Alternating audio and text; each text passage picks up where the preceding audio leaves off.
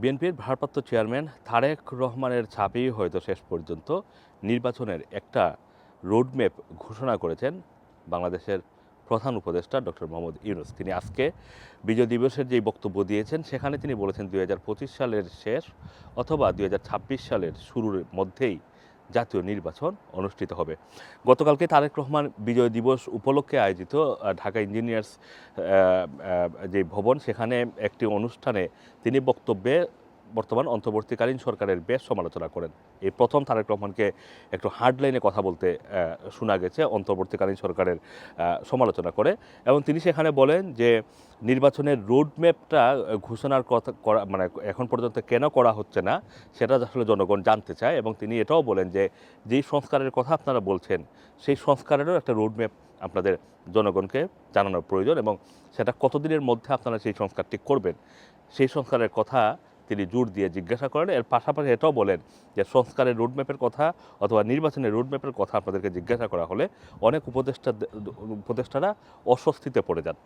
তারেক রহমান এরকম একটি স্পষ্ট বক্তব্য দেওয়ার ২৪ ঘন্টার মধ্যেই ডক্টর মোহাম্মদ ইউনূস তিনি ২০২৫ সালের শেষ অথবা ২০২৬ সালের শুরুর দিকে জাতীয় নির্বাচনের ঘোষণা দিয়েছেন। এখন হয়তো বাংলাদেশের আপনারা জানেন যে নির্বাচন কমিশন নতুন করে গঠন করা হয়েছে। তত্ত্বাবধায়ক সরকার ব্যবস্থা ফিরিয়ে আনার ব্যাপারে সবগুলো দল থেকে এক ধরনের চাপ দেওয়া হচ্ছে। আওয়ামী লীগ ব্যতীত বাকি যে রাজনৈতিক দলগুলো এই মুহূর্তে বাংলাদেশের ভিতরে ফাংশনিং আছে, মানে কাজ করে যাচ্ছে, তারা এই তত্ত্বাবধায়ক সরকার ব্যবস্থা ফিরিয়ে আনার কথা বলা হচ্ছে। সুতরাং এই প্রক্রিয়াগুলো সম্পন্ন করে আবার যেই সংস্কারের দাবি নিয়ে গণ অভ্যুত্থান হয়েছে ৫ আগস্ট, সেই গণ অভ্যুত্থানের যে আকাঙ্ক্ষা সেই সংস্কারও করতে হবে অন্তর্বর্তীকালীন সরকার। সব কিছু মিলিয়ে তারা ঠিক ১ বছরের একটা সময় নির্ধারণ করেছে। যদি আজকে ১৬ই ডিসেম্বর বলি, আগামী বছরের শেষ অথবা প্রথম পরের বছর ২০২৬-এর শুরুর দিকে যদি নির্বাচনের কথা বলা হয় তাহলে এক্স্যাক্টলি ১ বছরের একটি সময়সীমা বা রোডম্যাপ ঘোষণা করেছেন ডক্টর মোহাম্মদ ইউনূস। এর ভিতরে কাঙ্ক্ষিত সংস্কার, তত্ত্বাবধায়ক সরকার ব্যবস্থা ফিরিয়ে এনে নির্বাচন, সুষ্ঠু একটি নির্বাচন আয়োজন করা, এই কাজগুলো তাদেরকে করতে হবে।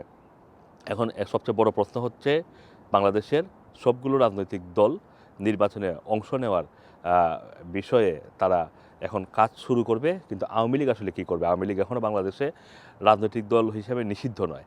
তারা কি আগামী নির্বাচনে ফিরে আসবে কি ফিরে আসবে না, এই বিষয়গুলো এখন নতুন করে হয়তো আলোচনার মধ্যে উঠে আসবে। তবে নানান ফোরাম থেকে নানান সাইট থেকে আওয়ামী লীগকে নিষিদ্ধ করার দাবিও কিন্তু আছে। সুতরাং তত্ত্বাবধায়ক সরকার তাদের যেই কাঙ্ক্ষিত সংস্কারের কথা বলছে সেই সংস্কারের মধ্যে বাংলাদেশের অন্যতম বৃহৎ রাজনৈতিক দল, যেটি এই মুহূর্তে আন্ডারগ্রাউন্ডে চলে গিয়েছে, যে এই মুহূর্তে সেই রাজনৈতিক দলের অনেক নেতাকর্মী দেশ ছেড়ে বিদেশে পালিয়ে আছেন, দেশের ভিতরে আত্মগোপনে আছেন, সেই রাজনৈতিক দল আবারও রাজনীতিতে সক্রিয় হতে পারবে কিনা সেটাও কিন্তু তত্ত্বাবধায়ক সরকারের সংস্কারের যে তালিকা তার মধ্যে থাকবে বলে অনেকেই মনে করছেন। Assam Masum, Rana TV, London.